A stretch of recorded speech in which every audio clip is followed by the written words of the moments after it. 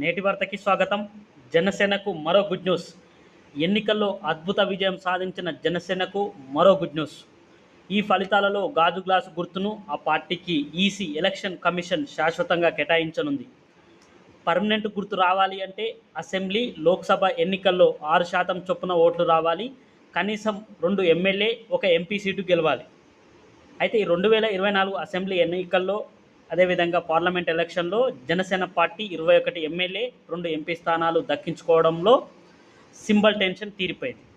త్వరలోనే ఈసీ అధికారికంగా ఆ పార్టీకి గ్లాస్ గుర్తు ఇవ్వనుంది.